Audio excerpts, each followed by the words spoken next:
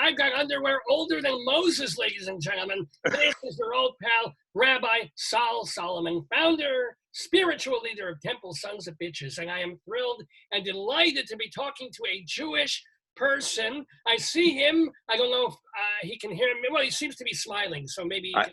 Yes, I can hear. Can you hear me?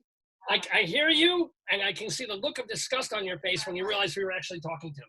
But, yeah, actually, not at all.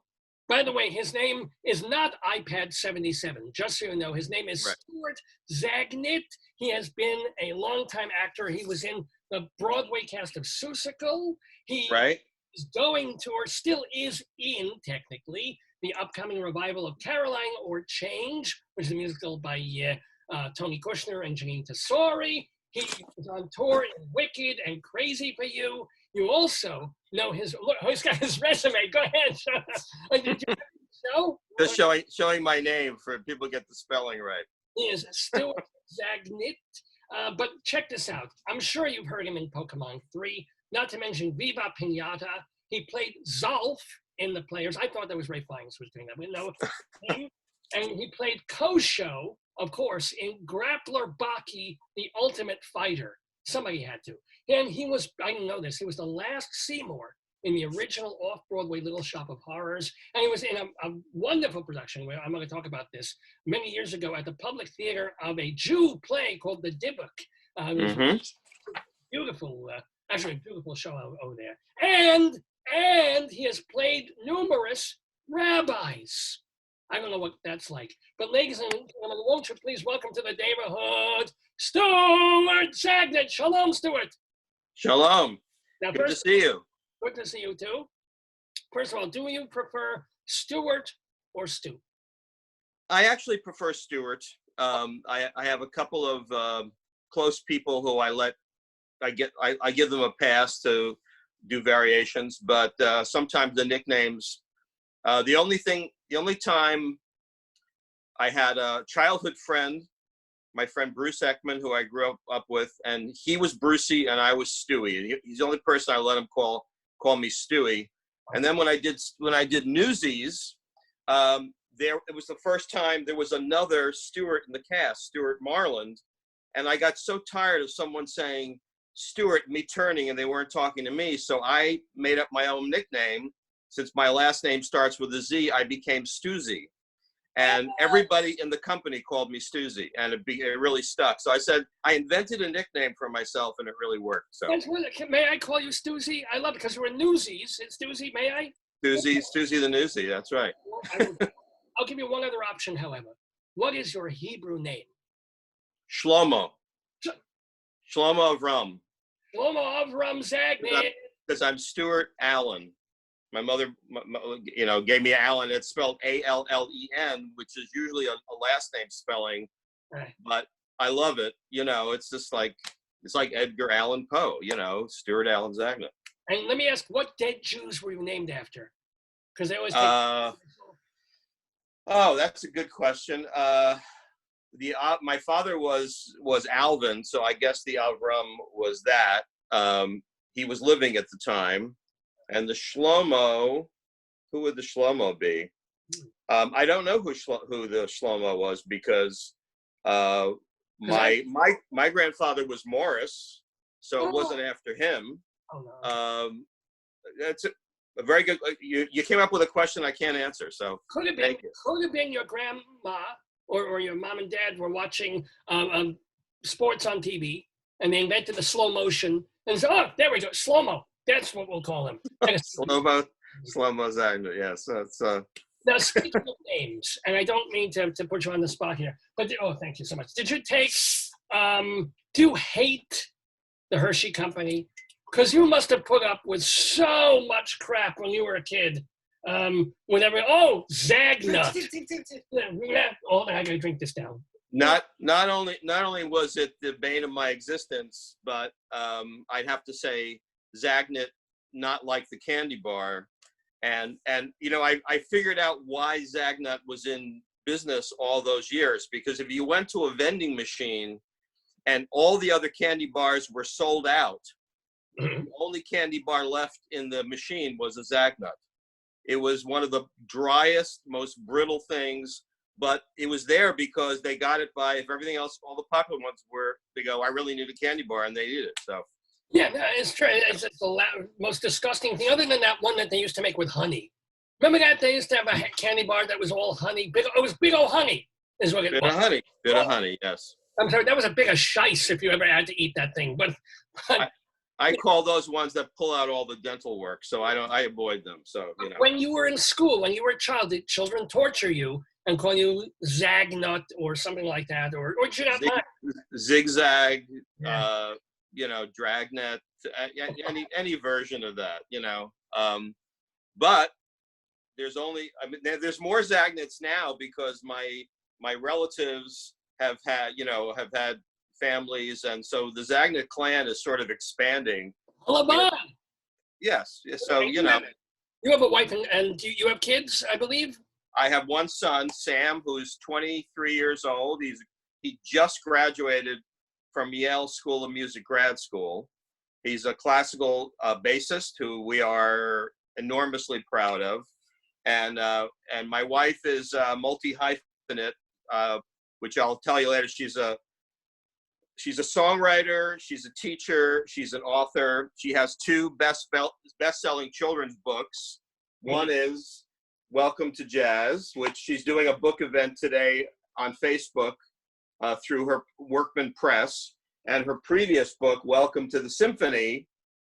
And what's great about these books is they have these sound panels, so the kids can push the buttons and they can hear the instruments, they can hear Beethoven's Fifth, they can hear When the Saints Go Marching In, and both of these books are best-selling books on Workman. Needless to say, I'm proud of her too, because Funny how you're so proud of her, and yet you have not mentioned her name. I saw Carolyn on there somewhere. What's her name? Carolyn Sloan, Sloan. She uses her own name, which is perfectly fine. And Now wait, if her name is Carolyn Sloan, forgive me for asking this as well, but she sounds like she was not initially a Jewess. Is this correct? Wrong. Tell me. Her lineage is more Sephardic, and Eastern European, like German, but their family went from Bulgaria. They went from Portugal, from Spain to Bulgaria. They've been all over the place. So what about your Ashkenaz? I would say you're German, Russian. I'm a mixed breed. I'm a little Litvak, a little Galiciana there, and it was considered a mixed marriage when my parents got together. There was a big outrage in the family, but I think it worked out. Oh, okay. How long have you been married? How long have you been together? We got married in 1991. We met in 89, I think it was. Wow. I met her, and within 6 weeks of meeting her, I went on the national tour of Into the Woods. And she goes, well, that was nice. I'll probably never hear from him again. P.S. I called her every night after the shows. And then since I was with the tour for a while, we planned visits. She'd come meet me on the road. And when I got off the tour, we moved in together, and the rest is history. So there we are. You lived in sin? Oi, don't, I'll give a blessing. I know it's shocking. It's just shocking. So this is a fair question, though. I mean, you are a performer, and you've been on Broadway, but you've also done national tours, which just goes from city to city to city. Sure have. And you've had to have not just a nice a relationship, but a marriage and raising a child. How is that when you can't be there for 3 months at a time or something like that? I can't lie. It's a very challenging situation. And when our son Sam was born, I really made a concerted effort not to go on the road. So during his early years, and I was lucky because he was literally not a little more than a newborn. He was a toddler, and I was on Broadway with Wild Party, and then right after Wild Party into Seussical on Broadway. So he basically grew up backstage. I mean, there was a time when a babysitter didn't show up, and I brought him to what's now the August Wilson Theater. It was then the Virginia Theater. We were rehearsing Wild Party, the chorus girls were like all taking turns watching him, and they all thought he was adorable. And I have to say, it really was like a life-saving situation. And the management was so understanding. George Wolf, it's like, it's not a big deal. Do what you have to do.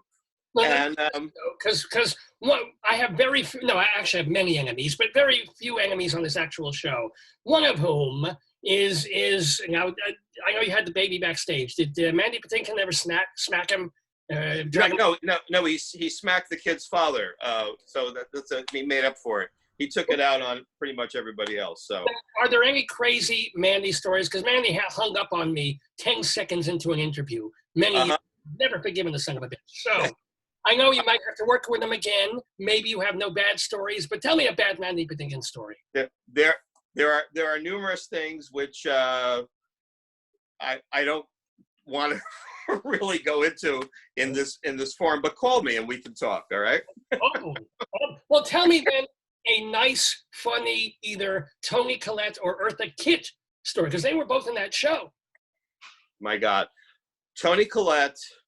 As I said to people, I would walk over hot coals for that woman. She is certainly one of the most talented and one of the most collegial and giving people. So she was totally one of the group, and I loved watching her work. She was fun to be around. Somewhere I have a great picture of me and Norm Lewis at a party, just cutting up and being silly. It was a wonderful experience working with her. And Eartha Kitt, and an icon of the theater. This is a memory that I have of her. She was exceedingly generous. Adam Grouper and I were the two producers. We were Gold and Goldberg in the show. And being Eartha Kitt, she got a lot of offers. They wanted her to perform on the Weekend Today show. Rosie O'Donnell wanted her to perform on her show. And she said, fine, but the number that she was doing was the number that she did on stage to impress Adam and I. And she'd say to them, that's fine, I'm coming on, but you have to bring these two gentlemen have to be on stage with me. And even though we mostly stood there and just reacted, she generously, and so we got paid for those appearances. She could have just gone and done them herself. And I thought, she's got a good heart, and she looked out for us. And when we rehearsed at the Public Theater, because they were the producers before we moved to Broadway to the theater to perform. So we were doing various rehearsals in one studio, and the women were doing a dance kind of thing.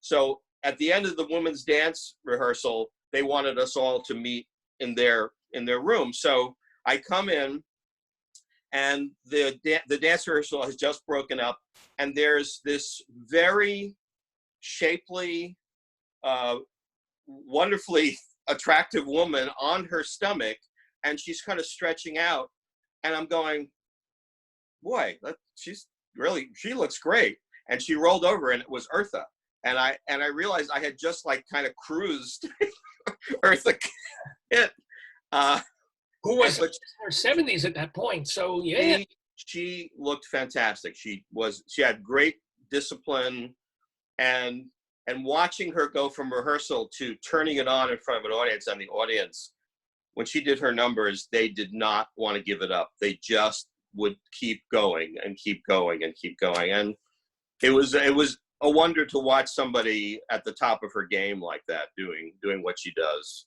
Now you brought another show, almost incidentally there, another show that you did. You were in the original cast of Seussical. I was the mayor of Whoville, yes. The mayor of Whoville. One of the few non-Jewish parts who've ever, although he could have been the mayor of Whoville. It's possible. But here's the deal. Let me talk about that show a little bit, because it's become a very, very popular show since its Broadway incarnation. It's absolutely. Every school does it. Every community, on Broadway, it had its issues. What was it like being in the midst of a show that could have been a hit, wasn't quite, and then there was all this turbulence backstage, and you mentioned Rosie O'Donnell before. So What was it like being? Did you absent yourself from all of that? Did you just shut yourself off? Did you not read the press? Or Well, I mean, yeah, I'll be frank about this. That you're not Frank. You're it was a double whammy, because Wild Party, although they were enormously different shows, had an audience. Wild Party is a show that could only have existed, a mature, dark, very introspective, a show that had very adult themes. New York could have supported that. New York, the audiences I know did, because they would come back again and again. It was like that train, that car wreck, the smash up on the side, and you don't want to look at it, but you have to look at it. You know, it just had that kind of magnetism. Seussical was the ultimate family show. The kids loved it. Their parents loved it. The grandparents loved it. The only people who didn't love it were the New York Times. I don't want to mention any names, Ben Brantley, but in both cases, here's an example. Ben Brantley said to the audience, and in his blurb, he as much reviewed the backstory, all the rumors and things that weren't part of the show. In his review, if you read the review, it's mostly steeped in that. I don't think he reviewed the show that we performed for him that night. And then the blurb ran week after week saying, oh, this is not worth your time, and it's not worth your money. So he single-handedly helped destroy that show.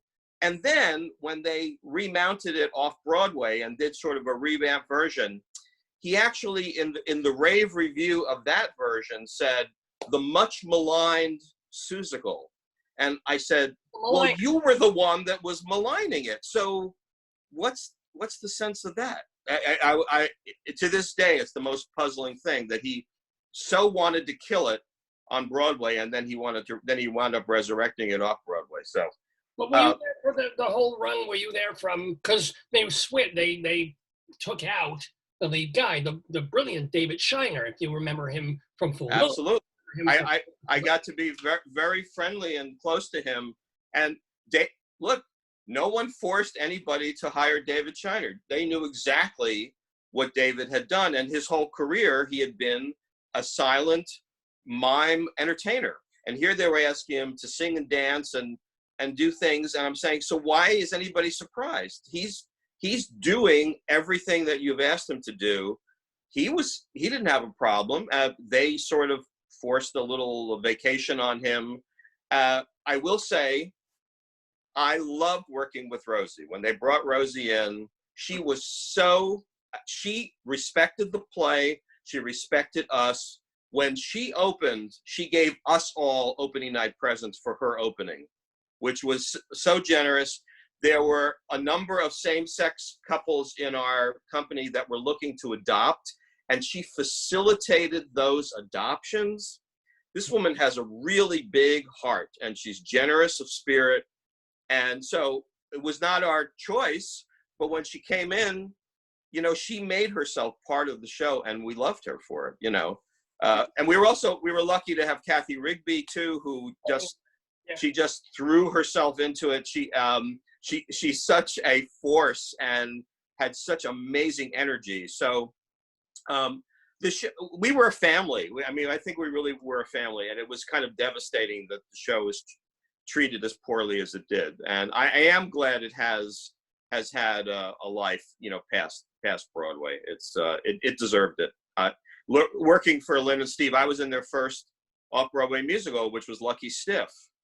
And I've had nothing but the highest regard for them. They are just an amazing, they're so closely meshed with their artistic vision. And I love what they do. So the chance I got to work with them in their first show, I got to work with them in Seussical. P.S. I'd love to work with them again. They're wonderful people. So, you can always have a good experience in the middle of a quote, you know, bad experience. So. Oh, yeah. Well, speaking of good experience in the middle of a bad experience, you were supposed to be on Broadway right now doing right. of Caroline or Change, a very, very acclaimed, well-respected musical with a book by Toni Kushner, a score. Who did the lyrics? Was it Janine Tesori? Toni also did the lyrics. Okay. And Janine set all of his lyrics and the dialogue, because you have to realize this show is pretty much sung through.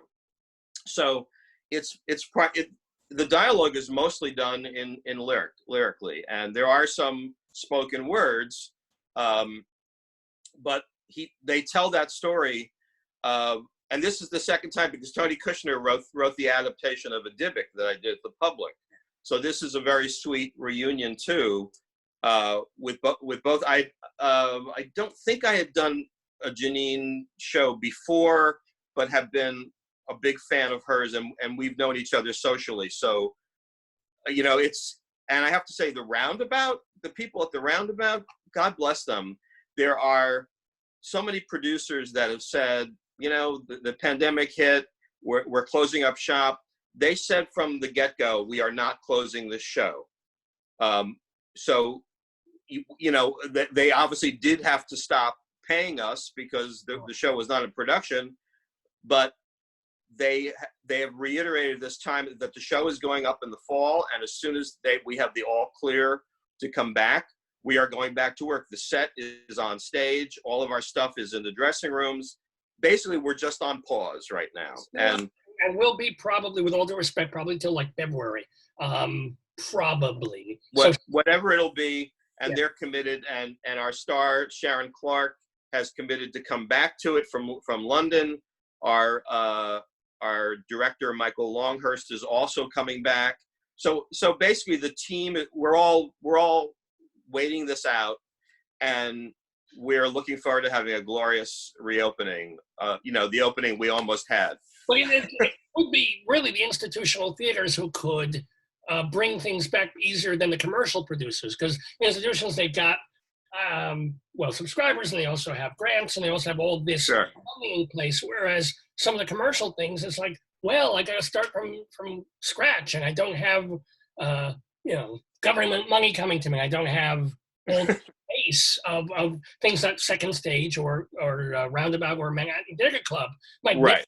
So whom we can at least rely on will come back in January, February, rather than perhaps next June, Right. Well, Todd Hames saw the show, the head of Roundabout, went to London, saw the production, and he committed himself. He said, I have to bring this show into New York. And so this is still his, because it was a choice of the heart. He felt this show was important. This production of it was worth to be seen over here. And, I have to applaud them for their commitment to it, because were you in London with it, or you were hired here as an American actor to come in? Just here. There's only Sharon. Some of the creative team came over from London, naturally, and one understudy came over who had been the male understudy in London, but he's actually an expat. He's an American who happens to be living there now. So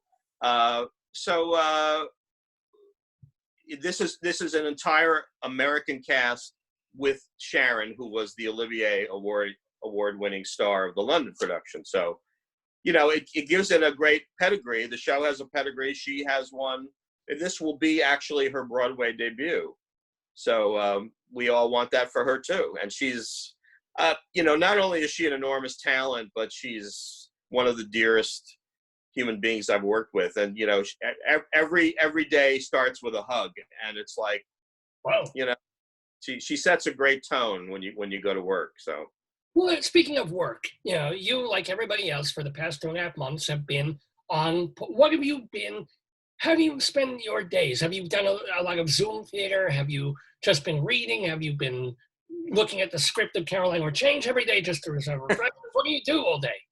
Well, it's a mixed bag. I mean, right now we're doing a lot of chores around the house that we've had the excuse that we're all too busy.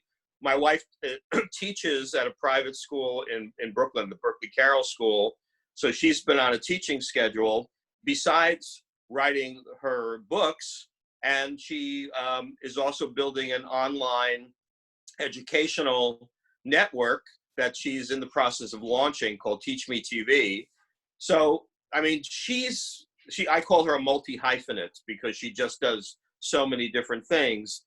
We've been very busy. So, well, it sounds like she's really busy. You're a lazy son of a bitch. Is that more kind of I'm intermittently busy because the week after the lockdown happened, a friend of mine, Jeremy Wine, who co-produces Play Per View, was one of the first groups to launch a Zoom theatrical event, and he asked me to read Torvald in A Doll's House Part 2, which we did, and I mean, we had this much rehearsal, and here I am acting to the screen when my partner is in the next camera square there.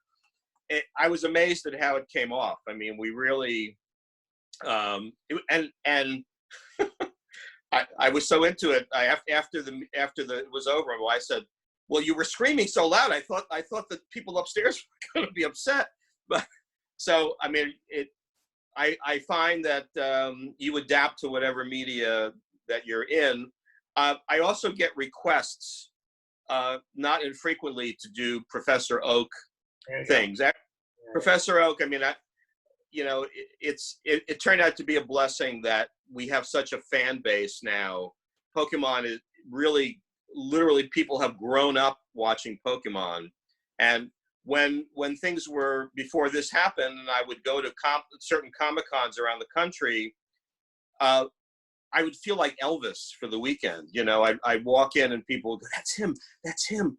So I do online, I do greetings, I do voice, I do video stuff, as him. And well, can you do a little bit of him for us, right? Just a little bit, because I'm sorry to say I don't really know from Pokemon. How different is it from you? Let me hear you do your like Haftorah as Professor Oak there. Well, that I can't do, but it's been a few years. But I will say that hello there, it's me, Professor Oak. I just come back from Palatown. And on behalf of Ash and Pikachu, I'd like to say I hope you're all doing well and socially distancing and washing your hands. Remember, sing that song, Happy Birthday, Pikachu, Happy Birthday, Pikachu. It goes on like that, about 20 seconds. It's so, that voice gave me chills, not from Pokemon at all. I don't know if you based that just off nothing or just a highlight, but if you ever get to see videos of a science professor named Julius Sumner Miller. Mm-hmm. I'm not familiar, but I will check it out. Who did science experiment, was also a physics professor. And did he have that quality, that kind of quality? That voice and that tone and that cadence is Julius Sumner Miller. Well, amazing. I'm happy to say that we're going back over 20 years. I had gotten a phone call from a friend of mine who knew the then producers of what was going to be this new anime show.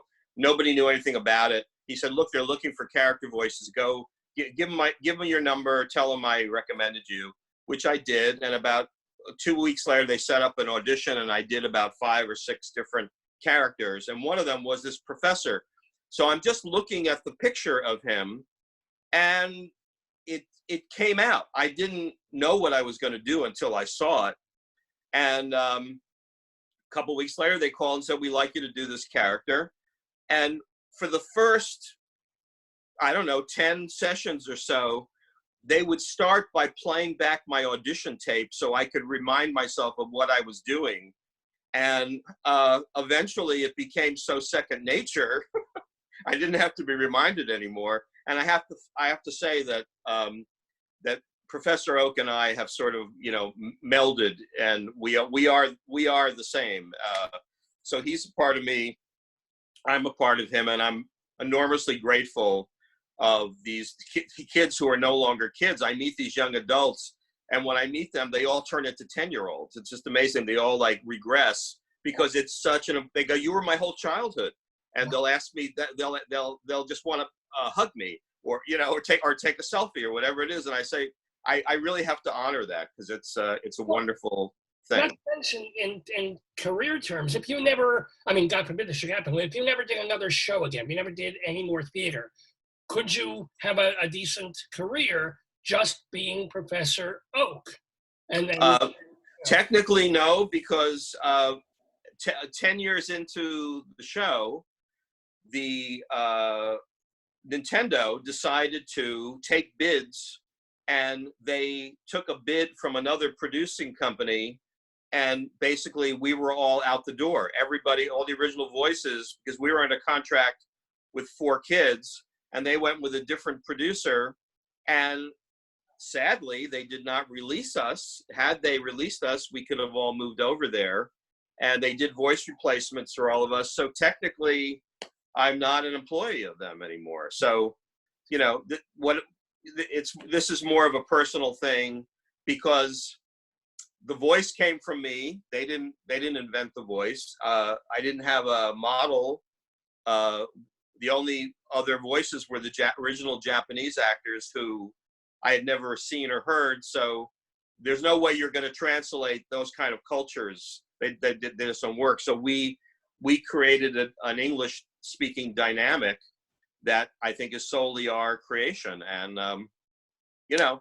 But you do other voiceover, you ban other Japanese cartoons, as we said. I mean, how much of your work now is voice as opposed to live on stage on Broadway or touring? Or I wish it were more than it is right now. So I would love to be doing more. So anyone out there listening, well, you have a great voice too. Let me ask you, let's roll it back a little bit. By the way, we're talking with Stuart Zagnit on the Dave's Gone By Facebook program on the stream here. Stuart is yes.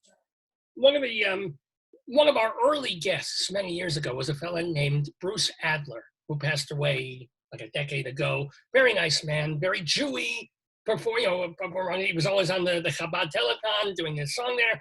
You replaced his character, him, in was it your first Broadway show? Those were the days? Or am I screwing that up a little bit?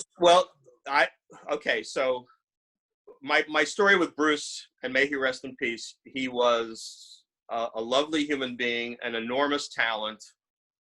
You know, he had a big influence on me.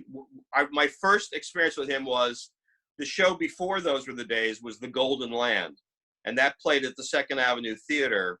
And I had never done, now, I grew up in a household, my parents spoke Yiddish to each other. They did not teach it to my brother and I was not clever enough to pick it up and say, this is what they're doing. So I knew what it sounded like, but I had never spoken Yiddish.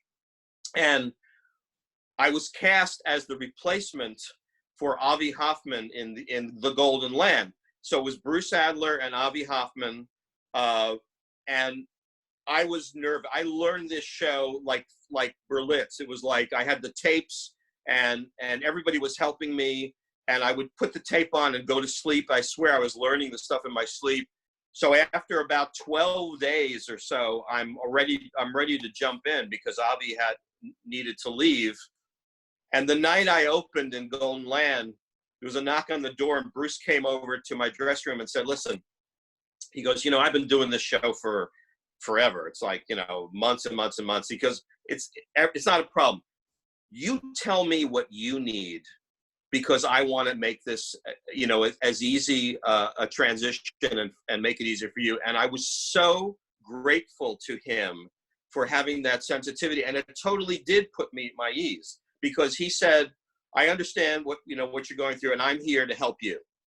And no one had ever done that before. And so consequently, my opening show was like, I just sailed through it, you know, which is similar to a couple blocks down when I took over, you know, doing Seymour in Little Shop, which was, you know, one of the dreamiest jobs I've ever had. Hardest job, one of the toughest shows to do, exhilarating, but it was such a joy every night. And my first night opening at the Orpheum, I didn't have anybody in the audience. I said to myself, oh, no, friends, family, yeah. Yeah, I said, tonight, this one's for me. I just want to get through it. I just want, and I I mean, I floated out of that theater that night because I just felt like I did it. And it was, as long as I was in that show, I mean, we closed prematurely because of the stock market crash. And I swear we would have run another 6 months. The show was winding down, but no one anticipated it closing as early as it did. So I did get to do some productions of it afterwards. And I talked so much, I forgot what we were talking about. Well, actually, did you see, because Little Shop is one of the shows that is currently revived off Broadway. It stopped like everything else. Right. Did you see this iteration? And are you able to watch someone else do Seymour in Little Shop and enjoy it? Or do you just, when you see Ricky Moranis on the film, it's like, oh, he's not doing that right. I'm always going to be hypercritical. I did not get to see this particular incarnation of it, and then of course everything was shut down. But I understand it was very respectful, and it was really more of an homage to the original. Show. I'm glad it's being produced. There are a lot of productions that they take a lot of liberties. I understand, but some of it just goes. It's a little jarring, because there was one thing Little Shop had was oodles of humor. It was quirky, but it had a great message, and there was a great intelligence behind it. So it's almost like when people want to make new versions of Fiddler on the Roof. It's like, you don't need to improve perfection. These people did what they did. They were at the top of their game. And I've been lucky enough. I did Tevye in a production at Syracuse Stage many years ago, and it's one of the most cherished experiences. I went from being muddle to a certain degree, and then I aged, and I went, geez, I'm not muddle anymore. And when I finally put on Tevye's clothes, it was like a revelation, and I had such a great time. It was amazing. So a zillion people have played Tevye. A few, yes. What did you bring to Tevye, you think, that is particularly you, or particularly, I don't want to say different, but particularly special, that Herschel Bernardi, Zero Mostel, Danny Burst, I mean, what was your Tevye? I just think my own personal heritage came into play. That my family, my mother's side, all came from Russia. They all escaped persecution. So I understand. I mean, it was so in my blood, and I just thought, this is my chance to honor all these generations of people that came before me, and they were the ones, just like Tevye and his group, that are going to America to start the new land. So their story ended. My family continued that story, and I felt this was part of my story to do this, and it was so great to try on the patriarchal man who. And the thing is, Tevye learns a lot. Tevye thinks he's got it all figured out, and the world changes, and the arc of that character is so rich. And so if you are willing to go on that ride emotionally, the audience will too. And it was a wonderful experience that I will, cherish for a long time. We were talking about Bruce, and you're right that after Golden Land, I stood by for him when Golden Land was actually on Broadway. It was at the Edison Theater, and it was a legitimate Broadway musical nominated for Tony Awards. Bruce was nominated, the show was nominated. They unfortunately didn't run, but when the show closed, they started a little mini national tour of it. Bruce, in the meantime, was cast as Zangler in Crazy for You. So he left the show to go do Crazy for You. I came in, and since I was standing by for him on Broadway and had never gone on for it, I did Boston, and then I got cast in, I think it was Falsettos, a little mini tour of Falsettos. I left. Mike Burstyn took over for me, and then the national tour of Crazy for You happened, and I got cast as Zangler. So Bruce and I have been a wonderful small world. Were you the psychiatrist? Were you Mendel in? I was Mendel, yes. And now I'm working in the show in Caroline Shades with Chip Zien, who was the original Mendel. Yes, yes. And I mean, there, Chip and I, he was also in People in the Picture, which I did at Studio 54. And I have to say, he and Louis J. Stadlin and I would go to the Cosmic Coffee Shop around the corner from The diner, yes. From Studio 54, and we would laugh all through meals. I mean, it was just like, it was 150 years of showbiz right there between the three of us. It was some of the most fun. Chip is so fast and so quick and so smart, and he really puts me through my paces to keep up with him, but we have a great time, and we're dressing room mates. So, did you see in the Sondheim birthday tribute, he did the thing from Into the Woods? Wonderful. And I covered the Baker in the national tour of Into the Woods. And the first time I went on in the role was at the Kennedy Center. And unbeknownst to everybody, when the show was over, the stage manager said, somebody wants to say hello to you all. And he brings Stephen Sondheim out from the wings, who unannounced had decided to come see the matinee in DC. And saw my first performance as the Baker. And once again, he loved the show. He stayed after, gave notes, and gave me notes as if I do this role all the time. And I had relatives in Maryland who had come to see it, and I was meeting them at a restaurant, and I think I floated to the restaurant, after that. And would it have been, if you had known that Sondheim was in the audience before the show, would that have freaked you out? Yeah, absolutely. The stage manager saw that his house seats had been pulled, and it took him half of the first act to actually realize it was Sondheim sitting in Sondheim's house seats. But he had the good sense to not say anything. And I, to my dying day, will be grateful that he didn't say anything, because who knows what would have, clouded my vision. I was so focused on just doing the show.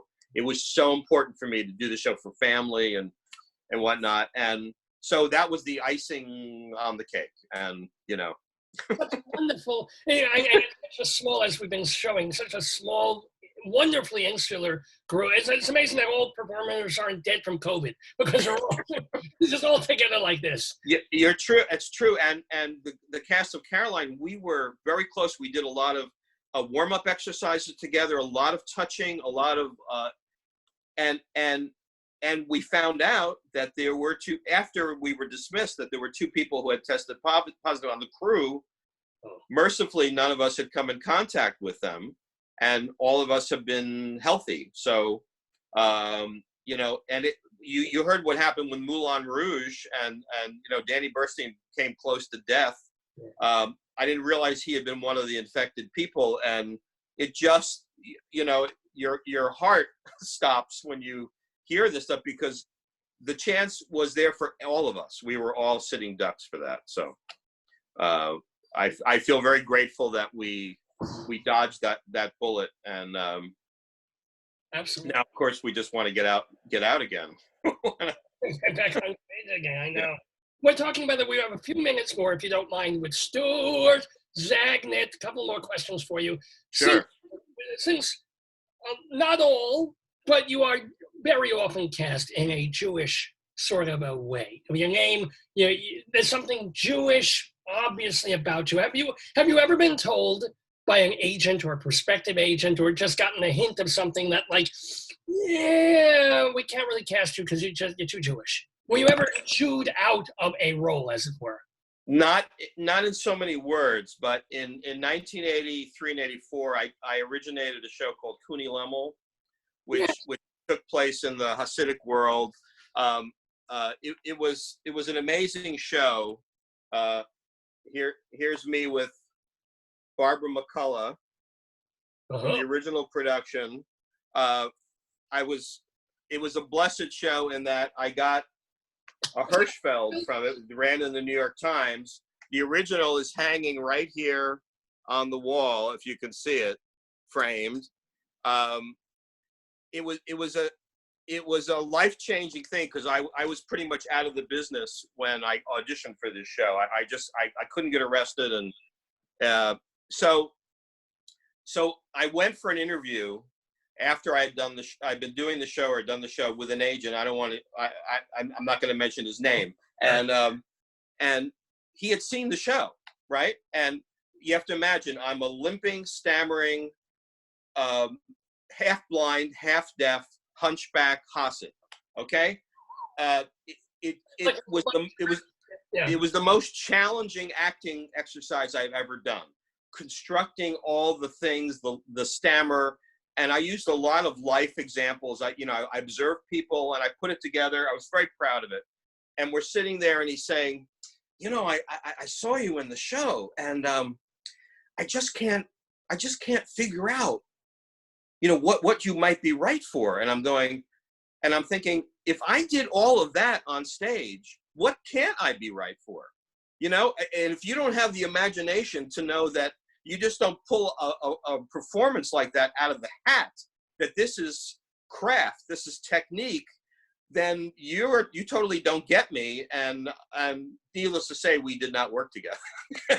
But actually, I want to go to that moment of your saying where at that point you were at a low ebb career-wise. What were you doing? Did you have day jobs? Did you have what was your degree in? What do you think you would be doing with your life if you didn't have success in the industry? I always first part of my life when I moved to New York, I had day jobs. I used to sell subscriptions to the New York Times. There was a company called AMA, American Management Association, and we would sell courses that business people could take to improve their productivity. And the room was filled with actors. One of the women who managed it became a writer and executive producer of Home Improvement. Great actors like the late Mark Blum, may he rest in peace, was there. It was a who's who of people doing part-time work. And I did that for a while.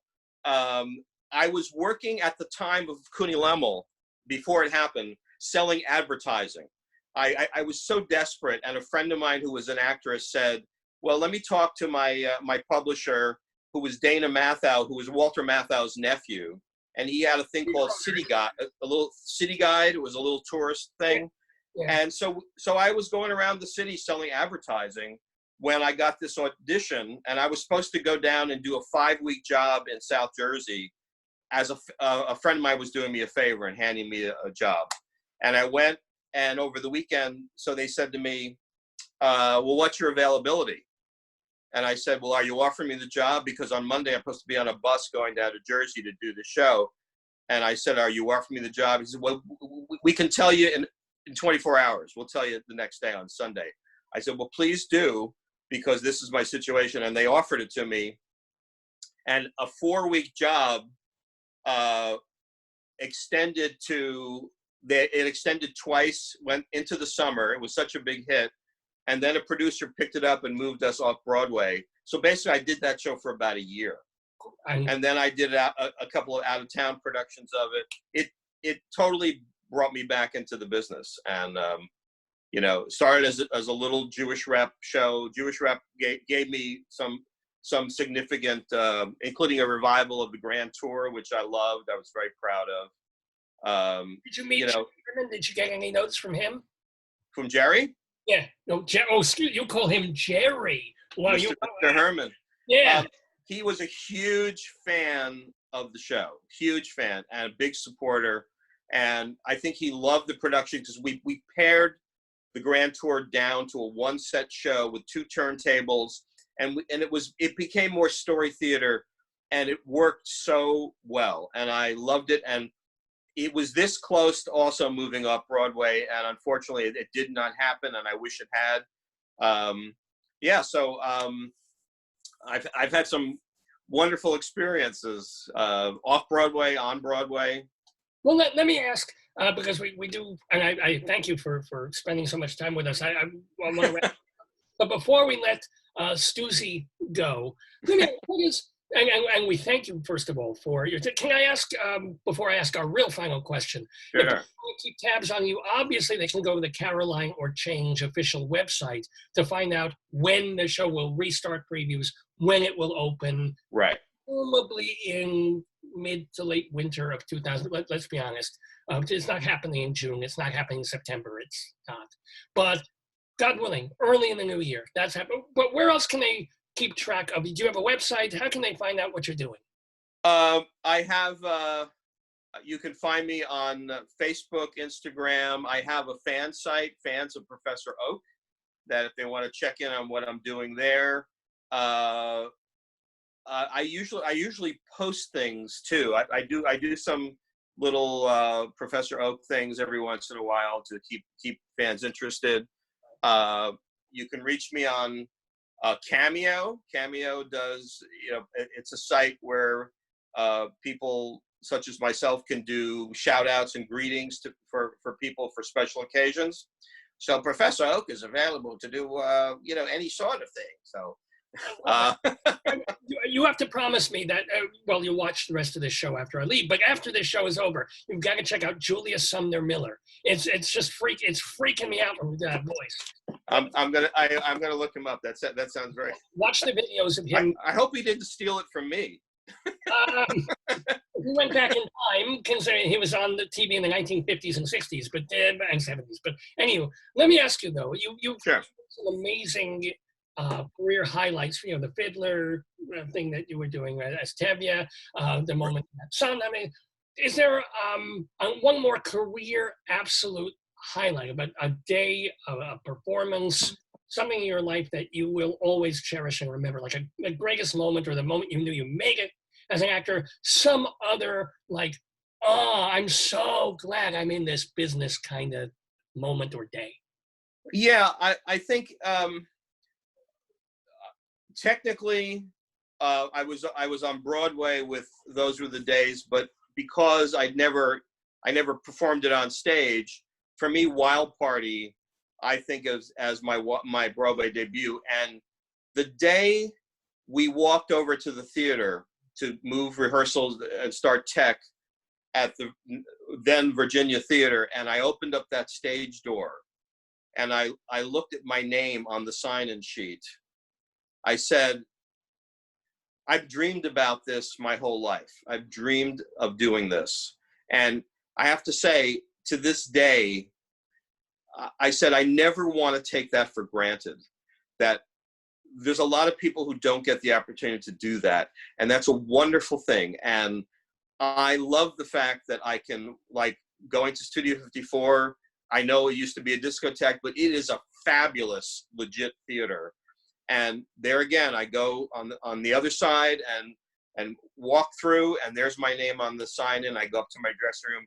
It's a beautiful experience, and I'm very blessed.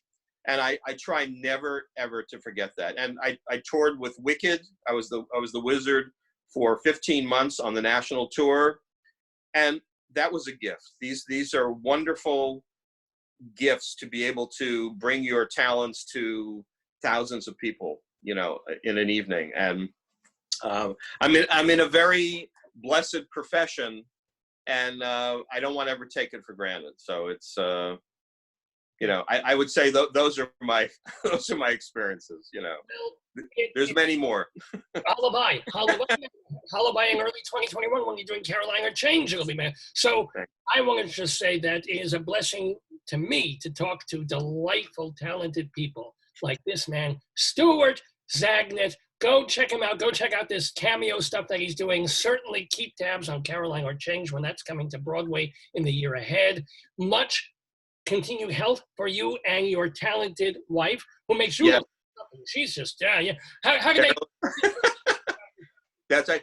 She has she has an online live book event starting this afternoon, so they can go to Facebook. Workman is her publisher, and they'll give the details about her book event. So it's a beautifully illustrated, lovely book. So can you tell I'm a big fan?